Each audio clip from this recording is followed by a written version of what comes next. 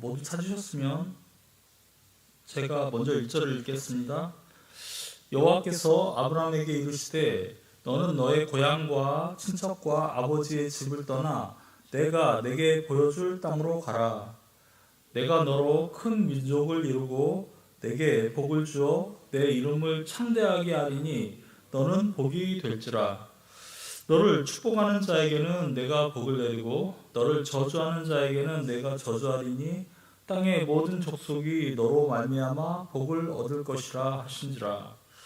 이에 아브라함이 여호와의 말씀을 따라갔고 롯도 그와 함께 갔으며 아브라함이 하란을 떠날 때에 75세였더라.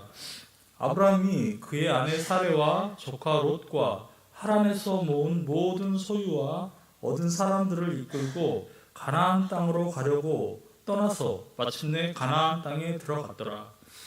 아브라함이 그 땅을 지나 세겜 땅 모래 상수리 나무에 이르니 그때 가나안 사람이 그의 땅에 거주하였더라. 여호와께서 아브라함에게 나타나 이르시되 내가 이 땅을 내 자손에게 주리라 하신지라. 자기에게 나타나신 여호와께 그가 그곳에서 제단을 쌓고 거기서 베델 동쪽 산으로 옮겨 장막을 치니 서쪽은 베델이요 동쪽은 아이라. 그가 그곳에서 여호와께 제단을 쌓고 여호와의 이름을 부르더니 9절 함께 읽으시겠습니다. 점점 남방으로 옮겨가더라. 아멘. 예, 성경은 66권으로 되어 있지만 성경은 전체가 한 권입니다. 그리고 성경의 모든 부분이 다 중요합니다. 그러나 이제 성경에서 특별히 성경의 전체적인 흐름을 알기 위해서 특별히 좀 기억해야 할 부분이 있는데요. 특별히 그것은 창세기하고 요한계시록 앞부분과 뒷부분 이것을 조금 아는 것이 중요합니다. 특히 창세기가 중요한 이유는 성경이 하나의 이야기로 되어 있기 때문에 성경이 한 전체 66권이 하나의 이야기를 이야기하고 있습니다. 하나의 스토리란 얘기죠.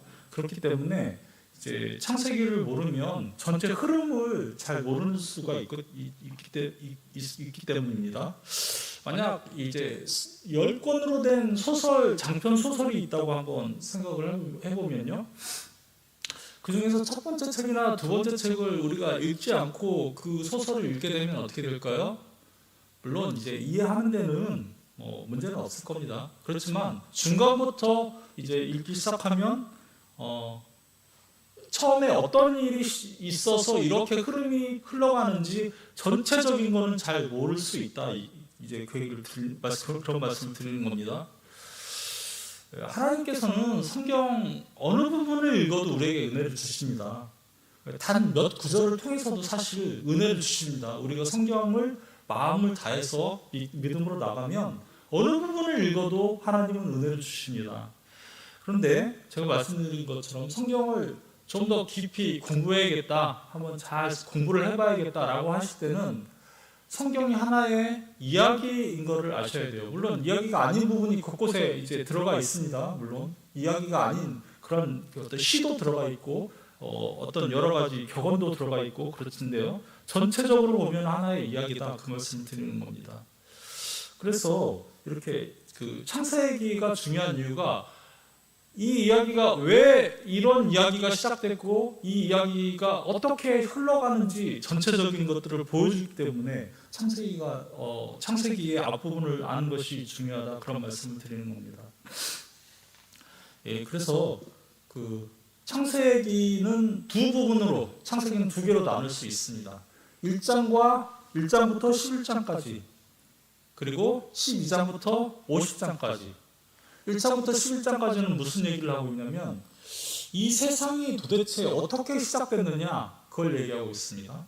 그리고 12장부터 50장까지는 이스라엘이라는 나라가 어떻게 시작됐느냐, 그 두 개를 이제 그것을 얘기하고 있습니다. 그래서 이제 두 개로 나눠서 생각을 해볼 수 있는 것이죠. 세상이 어떻게 시작됐고 왜 오늘날 이런 모습으로 있는가, 그리고 이제 12장부터 50장까지는 그 가운데서 하나님이 이스라엘이라는 나라를 세우셨는데 그 목적이 무엇이고 그 이스라엘이라는 나라가 어떻게 시작됐는지 그것을 이제 이야기하고 있습니다. 그래서 이 앞부분에 세상이 어떻게 시작됐는가 하는 부분에서는 네 가지 사건이 이제 사건이 나옵니다. 그게 바로 창조, 타락, 이제 홍수 심판, 바벨탑 사건, 이렇게 네 가지 사건을 크게 기억하시면 됩니다. 이 세상을 하나님이 어떻게 창조하셨는지, 그런데 인간이 어떻게 죄를 지어서 세상이 망가졌는지, 그리고 하나님께서 이제 이 세상을 아예 그냥 홍수로 전체 다 심판해버린 이야기, 모든 사람을 심판해버리고 노아만을 남겨놨죠. 노아와 그의 가족만을. 그래서 새롭게 노아를 통해서 이제 어떻게 보면 인류가 시작됐다고 볼 수 있는데, 그 이후에 인간들이 어떻게 하나님을 반역했는지, 바벨탑 사건이죠. 이렇게 네 가지 사건을 다시 이야기하고 있습니다. 그 뒤에는 이제 창세기 12장부터는 무슨 얘기를 하고 있냐면, 하나님께서 이제 이스라엘이라는 나라를 세우십니다. 그런데 그 이야기가 이제 이스라엘이라는 나라가 어떻게 시작됐느냐, 네 명의 족장들, 말하면 네 명의 시조죠. 그 나라를 맨 처음 시작한 사람들, 아브라함, 이삭, 야곱, 요셉, 이 네 명의 이야기, 이게 창세기입니다.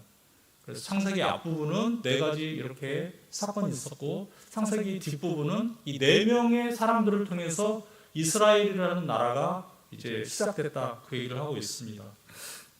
우리가 오늘 창세기 12장 1절에서 9절까지 읽었는데요, 이 읽은 본문을 한마디로 요약하면 이렇습니다. 하나님께서 이제 아브라함이라는 사람에게 나타났습니다.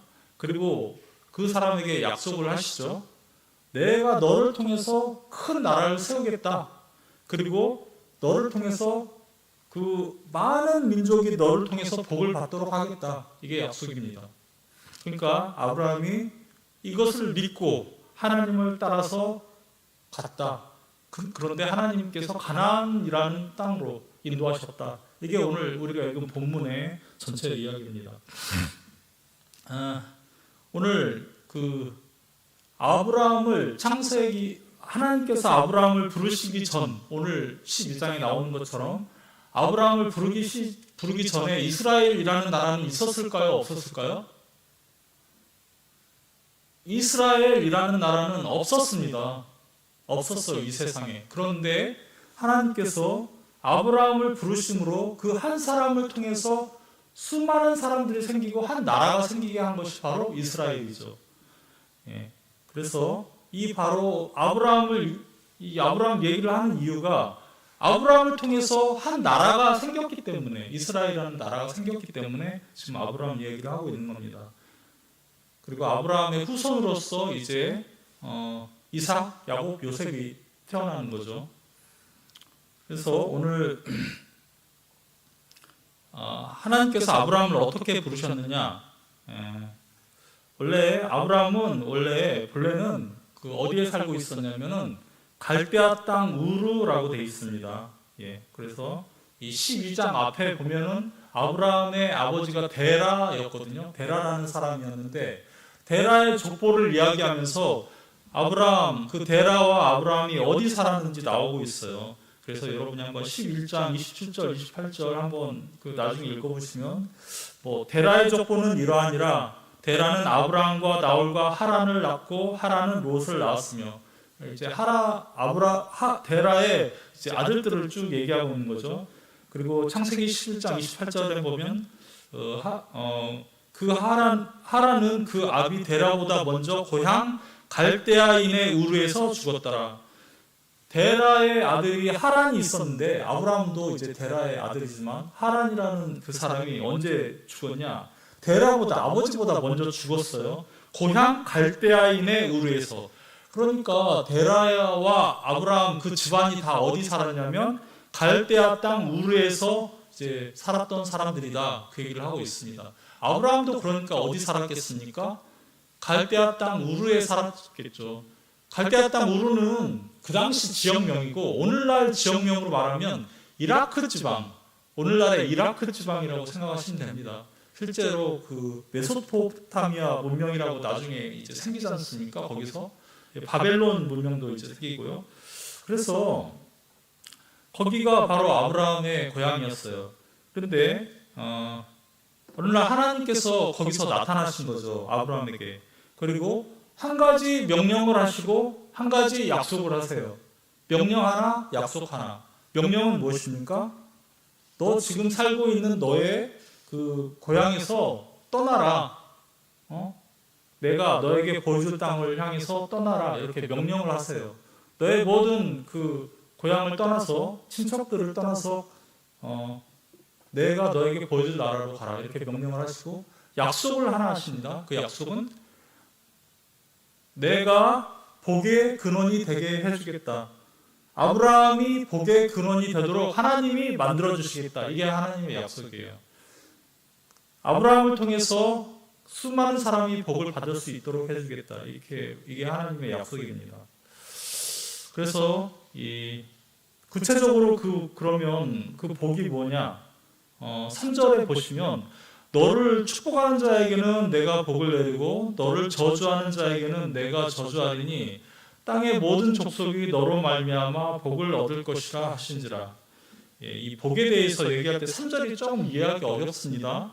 너를 축복하는 자에게는 내가 복을 내리고 너를 저주하는 자에게는 내가 저주하리니 땅의 모든 족속이 너로 말미암아 복을 얻을 것이라.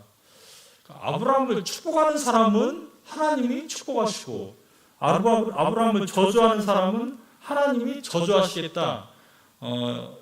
지금 이렇게 말씀하고 계신데요. 이거는 아브라함이 복을 받은 사람이다. 아브라함이 하나님으로부터 복을 받은 사람이다라고 말하는 사람, 그런 사람은 그 사람도 역시 하나님의 복을 받을 것이다. 그러나 거꾸로 아브라함이 하나님으로부터 복을 받은 사람이다라는 것을 부정하는 사람, 그런 사람은 그 사람 역시 복을 받지 못할 것이다. 다시 말하면 아브라함이 하나님으로부터 복을 받았다라고 이것을 인정하는 사람은 자신도 그 복에 참여한다는 거죠. 그렇지만 아브라함이 하나님으로부터 복을 받았다는 이 사실을 부정하면 그 사람도 그 복을 받지 못할 것이다. 하나님께서 아브라함을 부르신 목적은 하나입니다. 하나님의 나라를 세우시겠다 이거거든요. 하나님께서 아브라함을 하나님의 나라로 부르신 겁니다, 지금. 그런데 그것을 인정하는 사람은 자기도 하나님의 나라에 참여하는 거죠. 그런데 하나님께서 아브라함에게 그 하나님의 나라로 참여하셨다 이거를 부정하면 자기도 이제 하나님의 나라에 못 들어가는 거죠. 말하자면 이거는 우리가 하나님의 나라에 들어가느냐 들어가지 않느냐 하는 것이 이런 방식으로 이루어진다 이거죠. 이제 우리가 예수님을 통해서 예수 그리스도의 십자가의 그 피를 통해서 하나님의 나라에 들어간다 이거를 인정하고 믿으면 하나님의 나라에 참여할 수 있죠. 그러나 예수님의 이 십자가 그 저주를 부정하면 우리가 하나님의 나라에 참여할 수 없게 되죠. 이와 비슷한 원리로 지금 이 원리를 얘기하는 겁니다. 3절은 조금 어렵지만 여러분들께서 아주 쉽게 이렇게 이해를 하시면 좋을 것 같습니다. 그래서 아브라함 통해서 많은 사람이 복을 받을 것이다라는 이 하나님의 말씀은 바로 위와 같은 하나님의 나라가 어떤 식으로 이루어지느냐 하는 방식을 말한 거라고 얘기할 수 있게 됩니다. 그래서 아브라함은 하나님의 말씀을 받고 그리고 나서 고향을 떠나게 됩니다. 그런데 이때 누구도 같이 떠나냐면 롯도 같이 떠나게 되었다 그렇게 얘기하고 있습니다.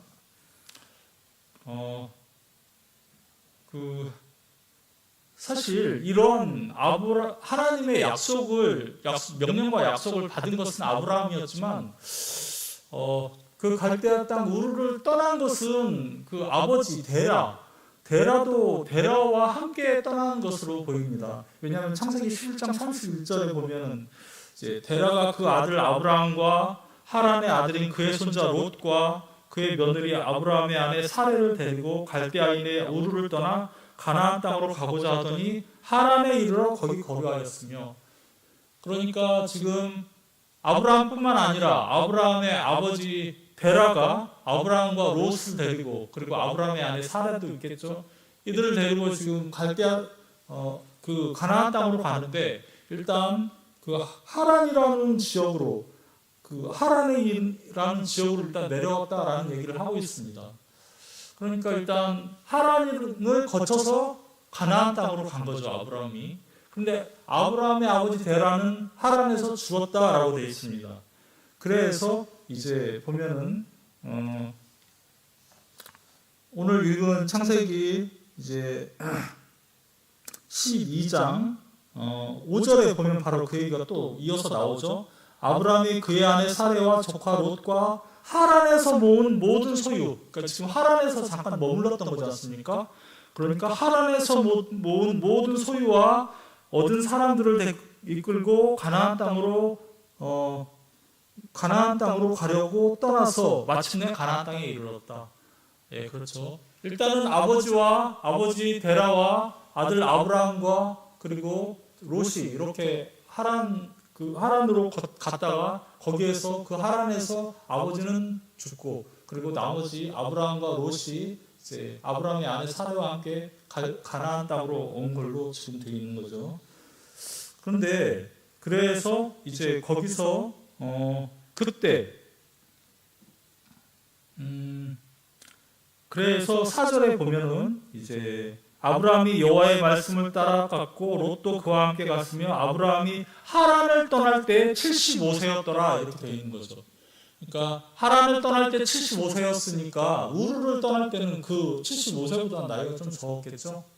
예, 좀 복잡하지만 이렇게 갈대아 땅 우르에서 일단 말씀을 받았습니다. 그리고 갈대아 땅 우르를 떠날 때는 아버지와 함께 롯과 함께 이렇게 떠나서 하란으로 왔다가 하란을 거쳐서 가나안 땅으로 온 거죠. 예, 가나안 땅은 이제 어디냐면 가나안 땅은 당시에 가나안이라는 족속이 살고 있었어요. 가나안이라는 족속이 살고 있었기 때문에 거기서 이제 거기를 가나안 땅이라고 부르는 겁니다.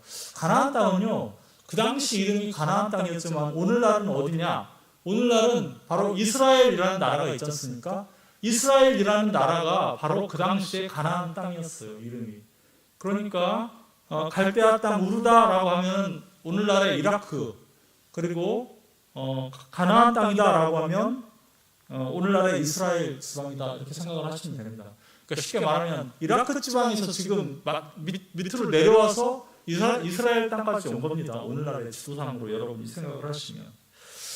이때 하나님께서 다시 나타나시죠. 아브라함에게 두 번째로. 그리고 내가 너와 내 후손들에게 이 땅, 가나안 땅을 주겠다. 하나님이 이제 두 번째 약속입니다. 첫 번째 약속 뭐였습니까? 너를 통해서 한 나라를 세우고 많은 족속이 너를 통해서 복을 받을 것이다. 이게 첫 번째 약속이었는데요. 가나안 땅에 오니까 가나안 땅에서 하나님께서 뭐라고 하십니까? 너와 내 후손들에게 이 땅, 이 가나안 땅을 주겠다 이렇게 말씀하시는 거죠. 그래서 두 가지 약속을 하십니다. 첫 번째는 많은 후손, 많은 자손, 그리고 두 번째는 땅을 주겠다.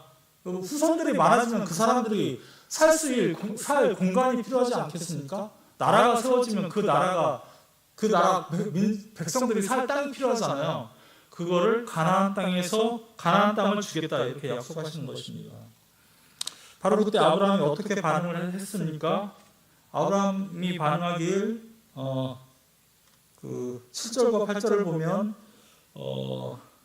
7절에 이제 여호와께서 그렇게 말씀하시는 거죠. 여호와께서 아브라함에게 나타나 이르시되 내가 이 땅을 내 자손에게 주리라 하신지라. 자기에게 나타나신 여호와께 그가 그곳에서 제단을 쌓고, 아브라함은 어떻게 했습니까? 제단을 쌓고 8절에 거기서 베델 동쪽 산으로 옮겨 장막을 치니 서쪽은 베델이요 동쪽은 아이라. 그가 그곳에서 여호와께 제단을 쌓고 여호와의 이름을 부르더니.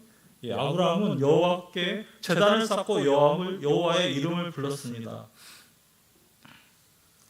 오늘날로 치면은 하나님 앞에서 제단을 쌓고 여호와의 이름을 불렀다는 것은 예배를 드렸다라고 하는 말로 이해를 하시면 됩니다. 하나님의 그 말씀을 믿고 하나님께 경배를 드렸다 이렇게 생각하시면 됩니다. 자, 이제 오늘 이 본문은 이렇게 간단하게 하나님께서 아브라함을 부르셔서 가나안 땅으로 인도한 그러한 그 사건을 간략하게 이야기하고 있습니다. 그런데요, 이게 아주 중요한 게요. 제가 말씀드린 것처럼 이스라엘이라는 나라가 어떻게 시작됐는지 이게 이야기하고 있는 거거든요. 그래서 사실요, 구약 성경의 앞부분, 그러니까 창세기를 비롯해서 출애굽기, 레위기, 민수기, 신명기 이 5개를 모세 오경이라고 하지 않습니까? 창세기, 출애굽기, 레위기, 민수기, 신명기 이뿐만 아니라 여호수아 이제까지 또 이제 그 뒤에 사무엘서까지 이게 다 무슨 얘기냐? 가나안 땅에서 이스라엘이라는 나라가 어떻게 세워지고 어떻게 그 땅에서 왕이 세워지는지의 이야기예요, 이게 다.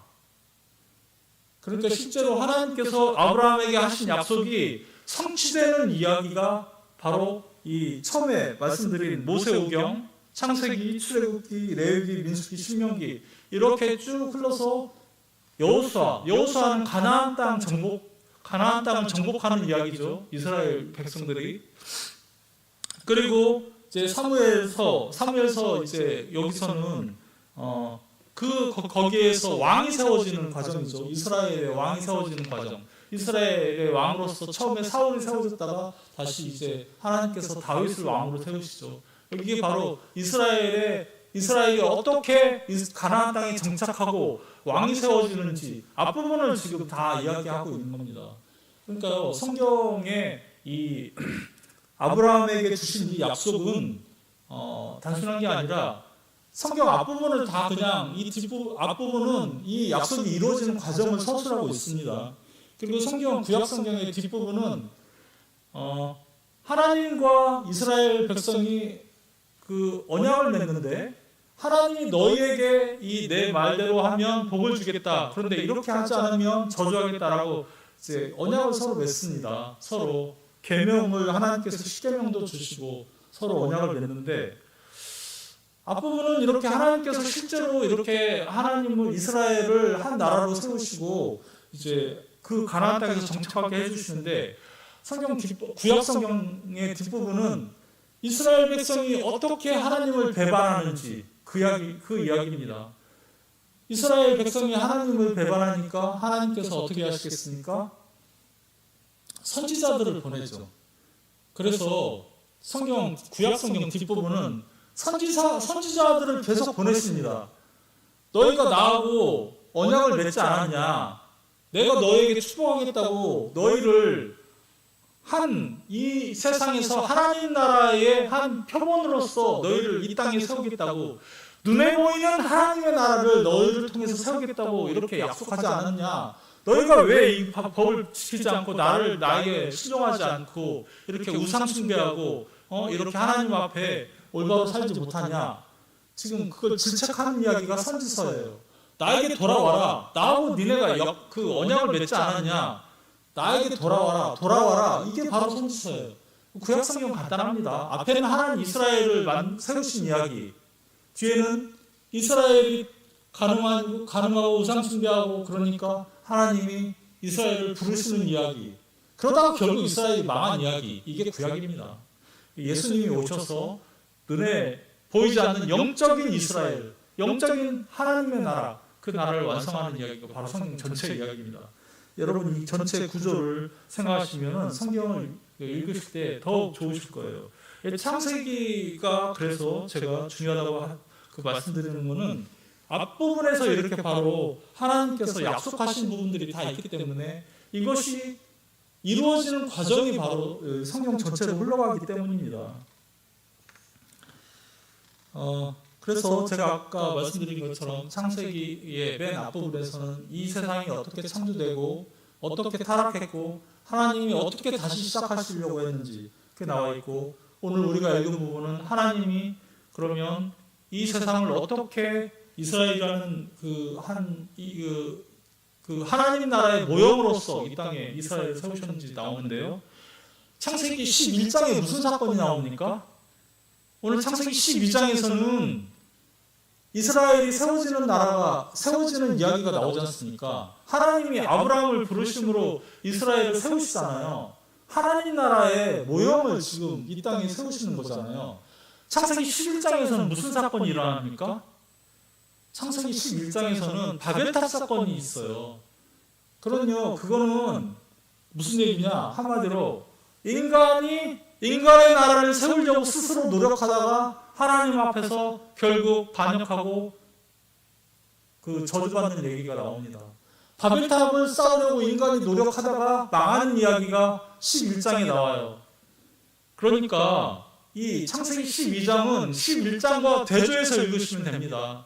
인간이 처음에 자기 스스로의 힘으로 완전한 나라를 세우자, 우리가 흩어짐을 면하자, 우리가 힘을 합하자, 우리가 그렇게 노력을 인간이 하다가 결국 하나님을 반역하고 교만으로 하나님 앞에 멸망하는 얘기가 나오잖아요. 인간의 나라가 멸망하는 이야기가 바로 창세기 11장에 있다면 이제 하나님께서 12장에서 새로운 나라를 직접 세우시는 겁니다.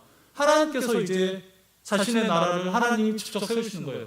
인간이 스스로 세우려고 했던 나라는 실패할 수밖에 없었는데 결코 실패할 수 없는 나라를 하나님이 이제 직접 세우시기 시작하는 겁니다. 이게 오늘 창세기 12장에서 아브라함을 부르신 이유입니다.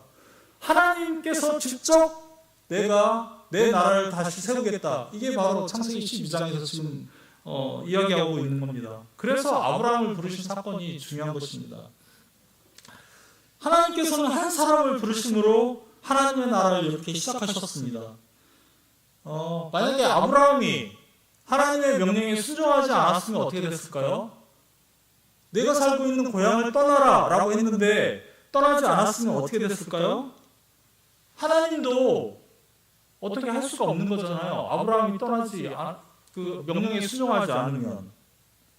그러나 이거는요, 성경을 우리가 다른 부분도 같이 봐야 됩니다.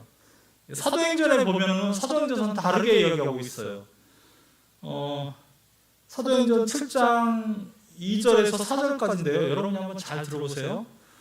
7장 2절, 3절 스데반이 이르되, 이건 스데반이 공회 앞에 섰을 때 사람들 앞에서 이제 변명한 거예요. 스데반의 설교라고 되어 있죠. 사도행전에 보면. 스데반이 이르되, 여러분 부형들이여 들으소서. 우리 조상 아브라함이 하란에 있기 전에 메소포타미아 있을 때, 그렇죠. 하란에 오기 전에 메소포타미아라고 되어 있는데 이게 갈대아 우르죠. 거기에 메소포타미아에 있을 때 영광의 하나님이 그에게 보여. 하나님이 거기서 나타나신 거죠.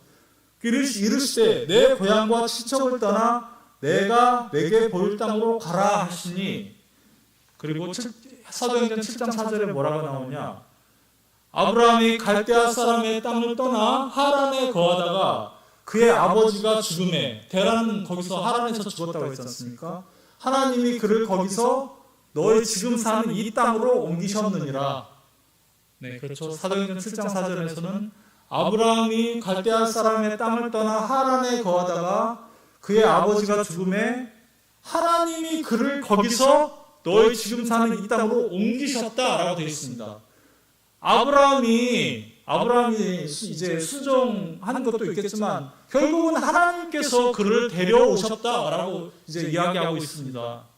아브라함이 하나님의 명령에 순종하여 떠났지만 거기에는 큰 눈으로 보면 하나님이 역사하셔서 그를 가나안 땅으로 오시게 인도하셨다. 우리가 이렇게 이해를 해야 되는 것입니다.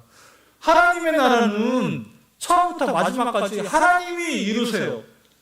결코 인간의 힘으로 어떤 한 나라를 세우겠다, 완전한 나라를 세우겠다라고 하는 노력은 결국은 실패할 수밖에 없습니다. 우리가 바벨탑 사건에서 본 것처럼 하나님의 나라는 처음부터 마지막까지 하나님께서 이루십니다. 우리가 말씀을 듣고 순종합니다. 그리고 믿음을 갖습니다. 하지만 믿음을 주시는 분도 하나님이시고 우리가 능력을 갖게 되는 것도 하나님이 주시는 능력입니다. 그래서 성경에서도 말씀하시기 내게 능력 주시는 자 안에서 내가 모든 것을 할 수 있다라고 얘기합니다. 내가 할 수 있다가 아니라 능력 주시는 자 안에서. 우리가 경계할 것은 뭐냐? 오직 믿음으로라고 하니까 그럼 난 아무것도 안 해도 되겠다. 적당히 기다리고 있으면 하나님이 다 하실 거다. 이건 사실 교만한 자세입니다. 하나님께서 나에게 믿음을 주시고 모든 것을 다 주셨다는 것을 우리가 기억한다면 이렇게 우리가 아무것도 안 하겠다라는 태도는 결코 나올 수 없습니다. 하나님께서 나를 부르시고 은혜를 주셨다는 것을 생각하면 여기에 대해서 감사하는 마음이 자연스럽게 생겨야 되죠. 진정한 믿음은 반드시 반응을, 하나님 앞에 올바른 반응을 일으키게 돼 있습니다. 우리에게 주시는 하나님께 하나님을 생각하면서 감사하는 마음이 저절로 우러나올 수밖에 없게 돼요. 하나님께서는 당신의 뜻대로 하나님의 나라를 이루시는데요, 그 나라에 들어갈 사람들도 결국 하나님께서 선택하시고 부르십니다. 그러니까 이 세상에서 우리가 살다 보면, 하나님의 백성으로서 이 세상을 살다 보면 우리가 지쳐서 넘어질 때도 있습니다. 또 이 하나님이 주신 은혜에 대해서 무감각해질 때도 있습니다. 그러나 우리가 이때마다 기억해야 될 것은 무엇이냐? 로마서 8장 32절을 제가 한번 읽어보겠습니다. 자기 아들을 아끼지 아니하시고 우리 모든 사람을 위하여 내주시니까 어찌 그 아들과 함께 모든 것을 우리에게 주시지 아니하겠느냐? 자, 우리가 무엇을 받았습니까? 자기 아들을 아끼지 아니하시고 우리 모든 사람을 위해서 내주셨습니다. 우리는 하나님으로부터 예수 그리스도의 생명을 통하여서 우리는 구원받은 자들입니다. 하나님이 우리에게 예수 그리스도를 내주셨다고요. 나 대신에 십자가에서 죽도록 내주셨습니다. 그러면 하나님이 자기 아들은 그렇게 내주셨는데 내가 필요한 그 어떤 것은 아까워서 안 주시겠습니까? 우리 그걸 생각해야 됩니다.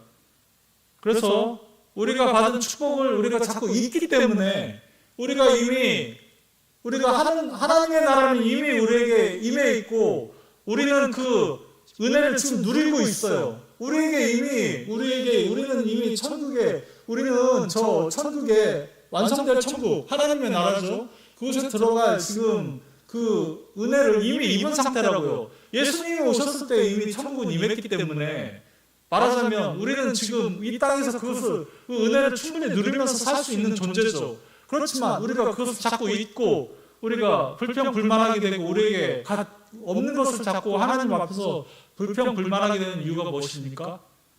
이것이 바로 인간의 죄인이라는 증거예요. 우리 안에 있는 부패성이 하나님의 은혜를 잊게 만드는 거죠. 그리고 자꾸 내가 세상의 중심이 되겠다라고 하는 생각이 끊임없이 우리 안에서 일어나기 때문에. 하지만 기억하십시오. 우리는 하나님의 백성입니다. 그리고 우리가 우리 자신을 돌아보면서 우리의 믿음의 열매가 우리 삶 속에서 조금씩이라도 드러나고 있다면, 우리가 진정한 믿음을 가지고 있다면 우리 삶 속에서 조금이라도 이 믿음의 열매가 드러나게 되겠습니다. 예배를 사모하는 것, 하나님 앞에 기도하고자 하는 마음, 말씀을 알고자 하는 마음, 이런 것들이 있다면 우리는 이 증거들을 보고 우리는 구원에 대해서 확신을 가져야 돼요. 이 삶의 증거들, 열매가 나타난다는 것은 내가 확실한 구원의 그 믿음을 가졌다는 것을 우리가 확신하셔도 좋고, 하나님의 백성이라는 것을 우리는 기억해야 합니다. 그것을 기억하고 하나님 앞에 나가는 것이죠. 하나님의 백성이면 하나님의 백성답게 살 수 있는 힘을 주십니다. 하나님의 백성이면 그 믿음이 결코 흔들리지 않게 지켜주십니다. 마지막 날까지 하나님이 이렇게 주실 것입니다. 그 은혜를 주실 것입니다. 결코 우리가 하나님 나라에 들어갈 때까지 하나님께서는 놓치지 않으십니다. 당신의 백성들은 하나님께서 선택하시고 이끄시고 마지막 날까지 지키시기 때문에 우리는 염려할 것이 없습니다. 이렇게 우리에게 축복을 주신 하나님을 기억하시면서 축복을 이 현실에서도, 오늘날에도, 지금 이 순간에도 누리시는 우리 성도님들 되시기를 주님의 이름으로 기원합니다. 하나님 아버지 감사합니다. 주님, 저에게 하나님의 아들 독생자 예수 그리스도를 내주셨습니다. 십자가에서 못 박혀 죽으시게 하시고 우리의 죄를 도말하셨습니다. 아버지 감사합니다. 그 축복을 우리가 받았고 우리는 이 현실 속에서 우리는 하나님의 은혜를 누리면서 삽니다. 우리가 누리는 이 은혜를 잊지 않게 하여 주시옵소서. 마지막 날 하나님 그 영광의 나라에 들어갈 때까지 그 은혜를 끊임없이 내려주시는 하나님을 보면서 살게 하여 주시옵소서. 모든 말씀 우리 주 예수 그리스도, 갈보리 십자가에서 나를 위하여 죽으신 그 예수 그리스도의 이름으로, 존귀하신 예수 그리스도의 이름으로 간절히 기도드렸습니다. 아멘.